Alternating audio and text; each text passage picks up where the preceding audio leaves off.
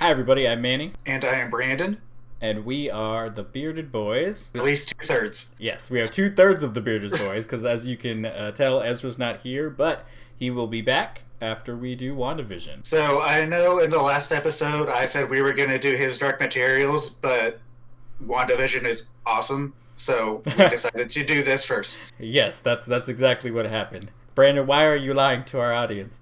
Because you can't trust me or my opinions at all. Oh yeah, there you go. That's okay. That's fair. That's a fair argument. Thank you. Thank you for your honesty. All right, so now we'll get into interesting facts. Brandon, what do you have to tell us? All right, so my two interesting facts for this episode, they actually recorded in front of a live studio audience. This is based on a 50s style sitcom, and back then they had live studio audiences when they recorded that. So all that laughter you're hearing in the background is actually a live studio audience laughter. It's just not like a generic laugh track. That's pretty cool because, like, I don't know, I just, it seems like they're really committing to the whole, like, 1950s thing and, like, the way that the show is, like, filmed. It's just the fact that they're using, like, the actual, like, legit live studio audience and laugh track thing. It's awesome. So, yeah, and then in this episode where they have like all like the floating plates and pans and dishes and stuff, those are all like practically like lifted like on a string, and they just edited those strings out. Oh yeah, I was getting like crazy Bewitched vibes or whatever. It was pretty funny. Like you could definitely tell like they're committed to this. They must have had to do like a bunch of research. All of them probably just sitting down watching like old TV shows to get Best research ever. Oh yeah. Yeah. So Brandon, what are your overall thoughts of the episode? So my overall thoughts are like, I really enjoyed it. I really enjoyed that they just dump you in without any like explanation at all whatsoever, because like the last time we see Vision, he's just a dead corpse on the ground with a big hole in his head, and suddenly he's alive and we're in an I Love Lucy sitcom. Yeah, like what the fuck? Yeah, it's very strange. I really like how they don't tell you anything right away. Oh man, yeah, I'm kind of the opposite. I was a little frustrated. I was like, what's happening? I need to know. Are we just gonna watch like this fucking 1950s like show or whatever? They're not gonna explain anything? I mean, I'm sure they're gonna like go, it's gonna, evolve and there's gonna be more stuff, but... Yeah, I mean, there's one specific area of this episode where there's like a tone shift to where you can tell something is not right about this. We'll get to that like when we do the recap and stuff, but aside from that like one area, it very much is just like a 1950s style sitcom. Yeah. I felt like I was watching Nick at Night. No, yeah, I think I definitely got that vibe too. I think the whole time I was just like, WTF, like, I don't understand what's happening. Are they going to explain it now? Are they going to go over something? Is there going to be something now? Oh, and one thing I also liked about this episode was that I think they did really well with like the comedy style of those shows as well. And I found it funny. Like, I was for it. It was very slapstick. Definitely very slapstick, which I guess is probably my sense of humor then, because I was living for it. I also really enjoyed how they know it was a 1950s style, so they committed to like the black and white formula. Oh yeah, yeah. All right, so for WandaVision, Brandon's going to go ahead and go over the summary for us. So Brandon, you can go ahead and start. All right. Cue the Marvel logo, but at the end it fades to black and white. So a lovely theme song begins to play, and it actually low-key drops a lot of exposition really quickly. Just in the theme song? Oh yeah, no. Yeah. The theme song, in there we visually see that Vision is very much not dead. He and Wanda are married, and they're moving to a small town and have left the Avengers compound, and that they have to hide their powers to blend it. Mm-hmm. So after the theme song, we open up to Wanda cleaning the kitchen. This is like one of my favorite bits of the entire episode. She accidentally sends a plate into Vision's head, and she makes a comment about his indestructible head, which it's like a play on how he died. Right, her blowing up his head with her magic powers. It's kind of messed up. Not only that, and Thanos like ripping the Mind Stone from his head. Oh god, yeah, dying twice. Or her watching him die twice. Also, we hear a laugh track for the first time in the MCU. Ha ha ha ha ha ha ha. No. Again, live studio audience. I hope they decide to keep that for all ongoing movies. That'll be nice. That's... No, don't. I hate laugh tracks. Why do you? Like because it forces you to laugh, even though you might not necessarily find the joke funny. Laughter is contagious. Exactly. It's so good. Why do you hate fun things? Because I want to laugh of my own accord, not because other people are laughing. All right, fine. So, still in the kitchen, we also learned that Vision doesn't eat food because he's a robot. Robot Man. So, again, in the same scene on the calendar, today's date, there is a heart indicating something special, but it seems that neither one of them can remember why it's marked. Oh, yeah. I don't know. What was I thinking about this? When I saw that happening, I was like, is this the first day of their existence together, or is this like maybe it is their anniversary or something like that? Yeah. So both of them play it off, but pretend to know what it means. So after that, Vision asks himself, appearing as a normal human, and leaves for work. Right after Vision leaves, there is a knock at the door, and we are introduced to Agnes, the nosy next door neighbor. So this seems like a typical trope for these like TV shows. And yeah, like instantly she comes in and immediately starts to like ham it up. I don't know, like it's funny. Yeah, like, she like hands it up and she's like, "Oh, why is a single lady like you living in this big house?" She was asking a lot of questions. Like that's why I said nosy next door neighbor. Oh yeah. And for all intents and purposes, Wanda really doesn't have a whole lot of answers other than the fact that she does say she's married, but Agnes points out, "Oh, well then where are your rings?" None of your business, bitch. No. So, after some almost interrogation-like questions, Wanda comments that today is her anniversary to her husband, Vision. And Agnes immediately says, "Oh, well, what are you going to do for him? Today's a special day. You got to do something nice for him." And immediately leaves to go get some magazines to tell Wanda how to seduce her husband. Yeah, that was kind of awkward. So Agnes gets her magazines and begins to help Wanda plan her special night. So we cut to Vision working at Computational Services, Inc., and we see him working furiously at some sort of calculator type thing. Right. I was like, I wasn't really sure what they were doing at that place, and I don't think neither is he, because he's like, what do we actually do here? Yeah, exactly. He's very confused, furthering that argument that neither one of them really knows why they're here. Right, or like pretty much what's even going on. Anyway, I think it was kind of a play on like those old TV shows where they always had shown, you know, there was like the at-home thing and the husband like at their work. It never really even explains like what does he do. It's just like this other like background scene thing going on. And Vision being part machine and, you know, super intelligent is like... The company he works at is Computational Services, Inc., and he's literally a computer. Yeah. And everyone's just okay with like how he's like, oh, you brought productivity up by like 300%. Like, yeah, because that's totally normal, and we're all in agreement on that. And we're gonna keep going.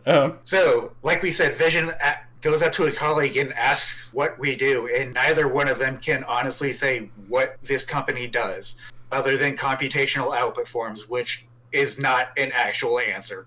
Maybe they're like, you know, like, wasn't there people who they were like computers, like they just compute stuff, like do math? Yeah, but what stuff for who? True, I guess. Yeah, that was not explained at all, and I think that was the point. Yeah, exactly. All right, so in walks Vision's boss, and we learn his boss is Mr. Hart. And apparently, since Vision is a new worker in the company, it's tradition for the new workers to have Mr. Hart over for dinner. And right, that totally makes sense. Like, that's what you do when you meet your boss, right? Yeah, I totally invite them for dinner. But again, I think this is playing into that like 50s sitcom trope. Right. Like, oh yeah, we actually respect our bosses. It's because we don't now. We don't secretly hate them. Oh god, do you want to talk? It's just like, like, all right, we sorry to interrupt you. You can keep going. Okay, so now and for that is why there is a heart on the calendar for Mr. Hart is coming over for dinner. Or at least that's what Vision thinks. Oh yes. No. Oh yeah, that is true. That's what Vision thinks. Wanda is still playing into this anniversary thing, even though she has like no idea if that's actually true. Right. Wanda's getting ready to get down with her robo husband. Yeah, I mean, okay. I'm sorry, we don't have to put that in there. I mean, yeah, that's still a thing that needs to be addressed. The fact that she's banging the machines. I mean, is she technically using a vibrator then? He is made of vibranium. Oh god, that was a terrible joke. Oh no! That was in honor of the 1950s slapstick joke. When they still had censorship laws to where people couldn't sleep in the same bed. Alright, so back at home, Agnes and Wanda are still planning the anniversary dinner, and Agnes is giving Wanda some seduction techniques to use on Vision, such seductive techniques such as stumbling into the room so Vision has to catch her. Oh man, I would just lose it. No. Or, I love this one too, or pointing at the mortality rates for single men are double that of married men. That was like pretty dark for that magazine. I was like, is this supposed to be like some sort of like nod to, you know, other stuff that has happened, the fact that he's died and all that other stuff? Yeah, I don't know, but hey, Vision's married, so his mortality rate... He's good, yeah. I mean, you can't die 3 times, because you just need to stop after that. No more. At some point, it's almost becoming like a Sean Bean level, hey, this character is gonna die. Oh god, is this like an episode of Supernatural? Are they just gonna die and come back to life again? I mean, hey, he's done it. What, this is his... Well, actually, no, technically this is only his second time coming back. Yeah. Alright, Vision calls home to tell Wanda that his boss is coming over for dinner, but before he can, Wanda tells him that she has everything under control, and he thinks that she knows what is actually happening, and that she remembered, hey, it's my husband's boss coming over for dinner, and not our anniversary. Why is she so committed to this anniversary, even though she thinks that it's not?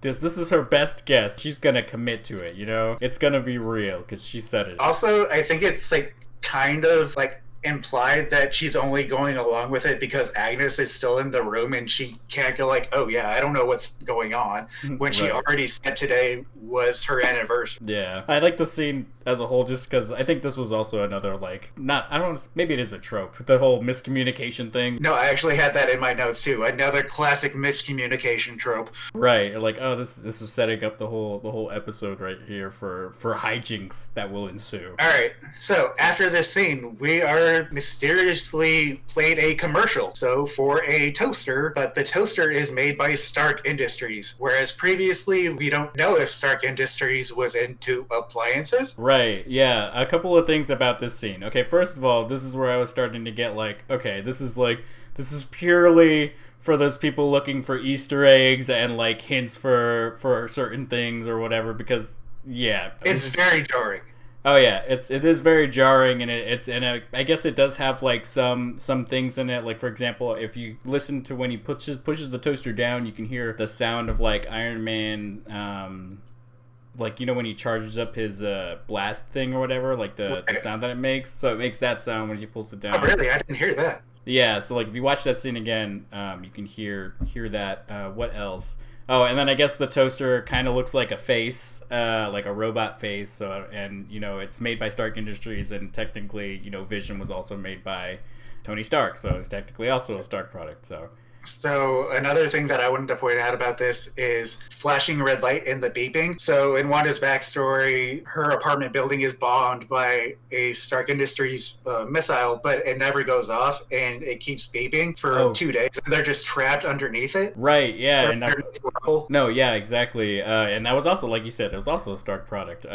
Yeah. Again, and this is sort of like one of the other moments where like, oh, something's weird here. Like this, like, why would they be putting this in? Right. There's got to be like a point to, you know, having this in there. Yeah, so I think that it is definitely, you know, for those people that are kind of like looking for Easter eggs and stuff like that. Another thing, there's like the whole theory or whatever. I mean, you know, from like the comics and like other shows that Wanda has more than just mind powers, and like the comic shows, like she can like bend reality and all this other stuff. So for the people that read the comics, everyone's already like, you know, it's like Wanda or whatever, somehow like doing this, or this is all somehow connected to Wanda. So it's like kind of pulling from her memories and her psyche or something like that, and it's right in these messages in the show. But yeah. Oh, actually, another thing I wanted to mention about the commercial is the tagline for the toaster is "Forget the past, this is your future." Oh my gosh, it's so dark. Yeah, this is definitely something to do with Wanda and, you know, her drama. All right, so we are back at Vision's house, and he is escorting his boss and his wife, Mr. and Mrs. Hart, into his house. And when they enter, the house is decorated for a very romantic dinner for two. Oh my gosh, that's so embarrassing. This is like stupid fact, not stupid fact, but whatever. I don't know. When the wife walked in, when Mrs. Hart walked in, all I could think about was like that '70s show because I know her from that. Oh, And yeah, I was like, I know that actor. I was like, I typically don't remember actors, but yeah, Right. I don't know. And she's got such a distinctive voice, though. She does. I think that's probably it. And I don't know. Her clothes were close to similar because I mean that was in the '70s, but I was like, oh, I don't know. She's good at playing like people from the past, old school characters. I don't know. Right. Hopefully we see her in the '70s episode. Imagine she's playing herself from that '70s show. We just see Ashton Kutcher in the background just walking down the street. I want to see that happen. All right. All right. So Wanda emerges in a very seductive nightgown and comes up right behind Mr. Hart and places her hands around his eyes, covering him, and then says, "Guess who?" Okay, that was just on the nose, like comedy of that. Yeah. Just because it's so obvious. Like when she's like walking behind him, it's not that dark. You could tell that's not his body. Like yeah, exactly. How did she not notice that he's fat? Well, she has to not notice for the hijinks to ensue. But anyway, yeah. So moving on. So as Wanda was doing that, Vision was in the kitchen. He comes rushing out and tries to cover up Wanda's mistake by saying it's the traditional Sokovian greeting of hospitality, and says that his wife is from Europe. You know what? That's believable. You know, I feel like people would fall for that. I can see the Europe thing, but the going up behind a random stranger and covering their eyes. Oh man, those guys never went to Europe. They don't know anything about that. That's like, oh, okay, yeah, that makes sense. This makes sense for me now. I can follow. Oh yeah, I don't have any. Yeah, I'm just gonna play along with this, even though I have no actual reason to believe this. No questions here. All right. So Mrs. Hart, who says, "Oh, exotic," it was weird. She was looking for those swinger couples at the time. Hey, well, that feels more like the '60s more than the '50s. All right. So as Wanda begins frantically trying to cook a 5-course meal, Vision is talking with his boss outside in the living room, and he's still trying to figure out what this company actually does. Poor Vision. Should have just given up. Even the boss doesn't seem to understand what they do, because all he's talking about is like, instead of the computational forms being vertical, switching them to horizontal so they'll have more room on the page. Right, like what are you even talking about? Like, it's so dumb. And then her cooking like the 5-course meal, like just starting like when they're there. I mean, I get the situation. They're probably gonna be there for like fucking hours before they can get anything out there. But she has magic, so actually... Yes, magic. Right. And thankfully, a nosy next-door neighbor who is willing to help. Oh, yeah. So she calls over Agnes, who apparently has a 5-course meal prep, like all the preparations at hand, and is ready to help Wanda do that, giving her everything that she needs, including all the recipes. But as we learn, Wanda can't cook for shit. Right. Magic doesn't make for good cooking. But good hijinks, as she accidentally overcooks the chicken and then magics it back into eggs, saying, "Oh, too far. Oh, too soon." Yeah, no, okay, so things about this scene. So when I was watching this, I'm starting to think, like, did she get, like, a hold of, like, all of the freaking Infinity Stones or something like that? Because, like, to me, it didn't seem like materializing or mind stuff. That seemed like time stone stuff. Like, because it was a chicken, and then she, like, wound it back to being eggs. I was like... I'm thinking, like, is time stone stuff happening? Does she have these, like, powers That's now? actually really interesting. I never thought of that. Yeah. I think there was, like, a couple of things that happened. I mean, because she's doing more than making stuff float. Like, because you can also see, I think she's materialized stuff at this point. And then I was also thinking, like, is there, like, reality stone stuff going on? Like, I don't know. So I'm just thinking, like, at some point after whatever time period this is, I was like, I wonder if Wanda got, like, more time stones or something like that. I don't know. Or she got them. I don't know. Well, I mean, after Infinity War, we never really found out what happened to the stones. Oh, that's true. Wait, no, yeah, we did, because Cap took them back and put them back where they found them. Oh, right. Okay, yeah. So the Soul Stone went back. I need to watch everything again. Actually, watching the show made me want to watch, like, all of the Marvel shows, like, in chronological order. Well, this is the first one, besides Agents of S.H.I.E.L.D. Oh, no, I meant Marvel movies. Okay. Watching WandaVision, because I was like, who's this person? Wait, what happened again? You're like, no, I'm going to watch everything. You know. I mean, yeah, it has been a few years, like, the pandemic pushed like their like release schedule back. So this is like the first thing we've gotten since Endgame. True, and I think that's why I'm eating it up because I want more Marvel stuff. Me too. So again, Wanda's a complete disaster in the kitchen. I'm surprised she was kicking Agnes out. I was like I think Agnes knows what she's doing. It doesn't seem I like don't think she was kicking. I never got the vibe that she was kicking her out. I think it was just like, oh yeah, I have all this stuff. You can just have it. Like, I'll just let you cook everything. Oh, maybe I'm just remembering incorrectly because for some reason I feel like after Agnes dropped everything off, she was like, all right, thank you, like bye. I don't remember though. I need to see it. Yeah, I never got that vibe. Oh, okay, got it. Oh no, I think she was kicking Agnes out because she wanted to use her magic to do stuff. Oh yeah, that's true. But anyway, going on. So Wanda's a disaster in the kitchen, and as she's using her magic, all the pots and pans are like clattering around and stuff.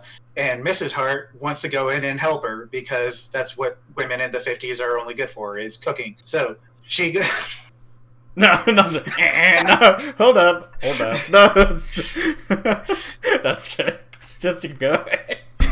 But as Mrs. Hart opens the like barrier between the kitchen and the living room, Vision distracts her by having a fun sing-along with the song Yakety Yak. God, I hate that song. It's so bad. Yeah, it's bad. And somehow this works, and Mr. Hart just doesn't accidentally look in the kitchen at all. Oh, so she starts dancing, the Mrs. Hart. Right. Oh man, that's silly. Hey, for the time, that song was a banger. Oh, I guess so. Yeah, clearly it was. Also, this was also another 1950s TV show joke. Like, right. Oh, what? Oh, all this crazy stuff's happening behind me. Again, and all the stuff is like floating on like actual strings and stuff, which was really cool. Woo. After all the mishaps in the kitchen, Wanda is able to quickly improvise a breakfast for dinner type situation, which it totally impresses the boss not at all. Well, breakfast for dinner, it's great idea. It's always good. It's always good. Yeah. So you could tell like Mr. Hart was like, all right, like I'm not happy about this. But I'll eat it because we're starving. Yeah, exactly. Mrs. Hart began to like, oh, my head is starting to spin and stuff because apparently she can't eat anything that isn't at mealtime.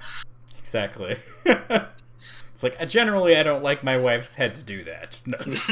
So they all sit down at the table, and Mr. Hart begins to choke after eating a sausage. And this is where the tone shift really starts to happen. So there was a lot in this scene. The music starts to shift. Mrs. Hart continually just says, "Stop it," and they do a weird thing with the camera angle where she starts looking directly into the camera, and it's sort of implied that she's looking directly at Wanda, and she just goes like, "Stop it." No, yeah, like she's talking. Yeah, like she's telling Wanda to stop it, and like the whole zoom in thing. That was a very not 1950s TV show thing to do. Yeah. One other thing that I was going to point out about this scene too was that before he starts choking is when he's asking all of those questions about like, when did you get married? Like, come on, why don't you know the answers to these questions? And you know, there's a point where it like Wanda's like looking at him, and she does like the little blink thing, and that's when he starts choking, almost like Wanda was the one that made him start choking. Like. There was a lot in that scene. It's clear that they don't have a clear understanding of what's going on. Yeah, so I think this is probably the point where I started getting more into the episode, because it was like, okay, finally this is the tone shift, like you said, that I was looking for. Like, this is we're leaning towards getting some answers here, like some weird stuff's going on. I'm very intrigued to know what's gonna happen. So yeah, he's choking for quite a long time, and no one gets up to help him until Wanda says, "Vision, help him." Right. Like, even Vision isn't like getting up to save him until he's told by Wanda to do it. Oh, that's true. I didn't even notice that, because yeah, Vision would have been like right there already helping him. Right. So he uses his powers. He phases his hand into Mr. Hart's throat, pulls out the sausage, and helps him back up to the chair. And again, the tone shift happens back to the 1950s sitcom. Neither Mrs. Hart or Mr. Hart seems to remember him choking. Oh, I didn't notice that either. I just thought that they were like weirded out, and they're like, okay, time for us to go. Like, No, because they're pretty positive. Like, even Mr. Hart, as he's walking to the door with Vision, he's like, "Oh yeah, we had a great time, and on Monday I'm going to bring you to the office, and we're going to talk about a promotion." I just thought it was because he saved his life. He's like, hey man, the dinner sucked, everything sucked, the entertainment sucked, but you saved my life, so you're gonna get a promotion. No, I didn't get that at all. I thought like they just didn't like remember it. Yeah, what you're saying makes more sense. I just didn't see that. So as they're walking out, Mrs. Hart gives Wanda the traditional Sokovian greeting. But we are leaving your home now.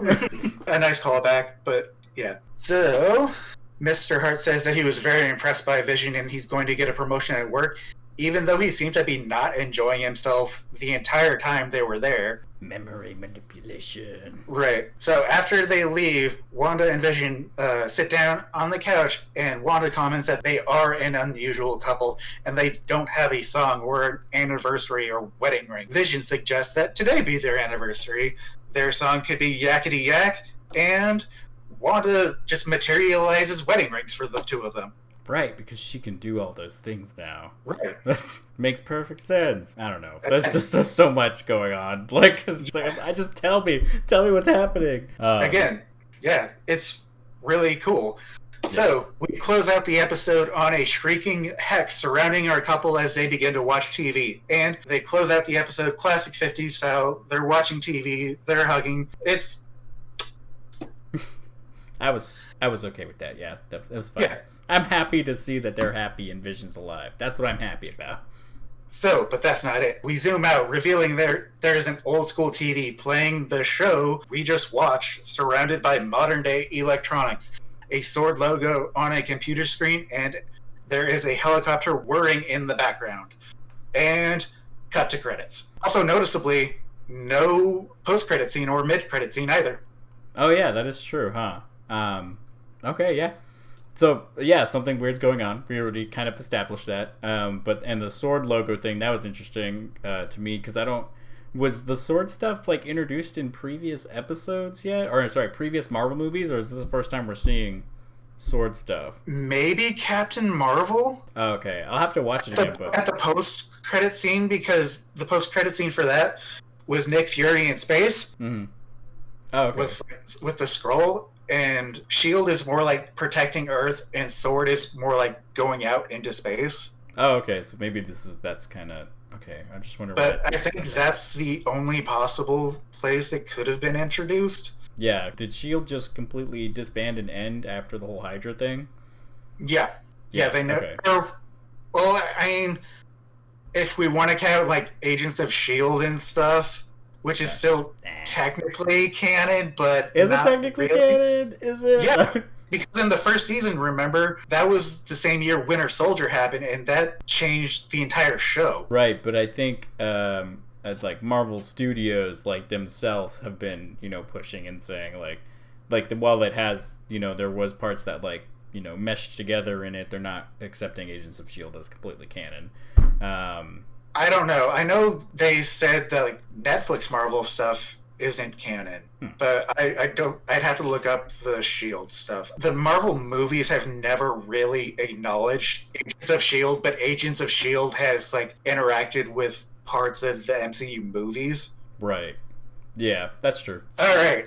And cut to credits. That was the very first episode. Overall, I enjoyed it. I think Manny enjoyed it a little less than I did, but it's still it felt like a very good opening episode. It introduced a lot of stuff. Yeah, in the end, I'm okay with it. I mean, I'm still just I just want to hurry and know what's happening. Or I mean, it did get definitely intriguing towards the end, but for me, it was still a little bit slow. But yeah. Right. So that's gonna be today's episode. Again, we are 2/3 of the Bearded Boys. I'm Brandon. I'm Manny. And thanks for watching. Make sure to like and subscribe. And zoom in. Or wait, no. Pan out? Pan out to find out that I'm actually a TV episode. Yes. And then S.H.I.E.L.D. logo on the side. Yep. Yeah. All right. Ending recording now. Bye.